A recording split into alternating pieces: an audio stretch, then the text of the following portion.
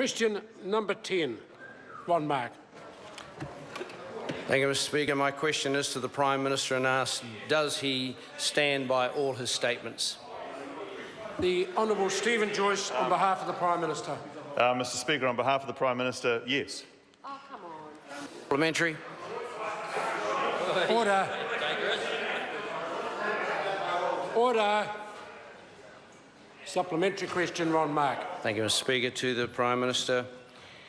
When will he tell his Minister of Revenue to, quote, get some guts, end of quote, and tackle those multinationals shirking their fair share of tax like Facebook, Methanex, Lockheed Martin and Google, as opposed to hiding behind OECD directives?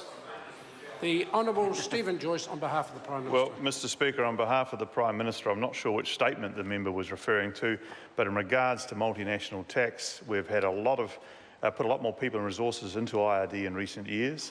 The government's view is that we should be working with the OECD multilaterally, and we're asking our officials to look and see if there's anything that the latest changes in Australia and the UK are doing that we might be able to apply here.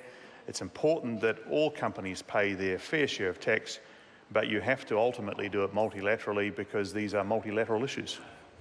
Supplementary. Supplementary question, Ron Mark. Thank you, Mr. Speaker. To the Prime Minister, why do ordinary Kiwis have to pay tax when 20 multinationals in New Zealand who earned $10 billion in 1 year paid only $1.8 million in tax? The Honourable Stephen Joyce on behalf of the Prime Minister. Well, Mr. Speaker, on behalf of the Prime Minister, it's actually a bit misleading anyway to refer to turnover and the level of tax relation to turnover, because in this country we tax profit, not turnover. So in terms of just quoting turnover figures for certain companies, no matter what their origin is, and then saying that this is what they should or shouldn't be paying in tax, it should be actually on profit. But I refer the member back to my earlier answer in relation to the work that's being done both within our IRD and also within OECD multilaterally, because I share the view with the member that everybody should be paying their fair share of tax, and we are working hard to ensure that's the case. Supplementary. Order. Supplementary question, Ron Mark. Thank you, Mr. Speaker. To the Prime Minister, if the Conservative governments in the United Kingdom and Australia, new besties over there, Order, just have the question, please. I just want the question. Start the question again. Thank you, Mr. Speaker. If the Conservative governments in the United Kingdom and Australia can adopt Google taxes in their own national interests, then why can't we do the same here now?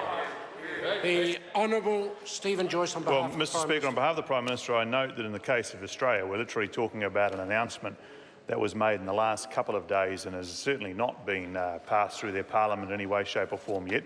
But as I said in answer to the earlier supplementary, we have asked our officials to have a look and see whether what Australia is proposing would work in New Zealand. And we're certainly open-minded about that. It is an important issue, but we think the most likely positive outcome for the New Zealand Treasury is in terms of the work that's being done at the OECD, and we're a very active participant in that.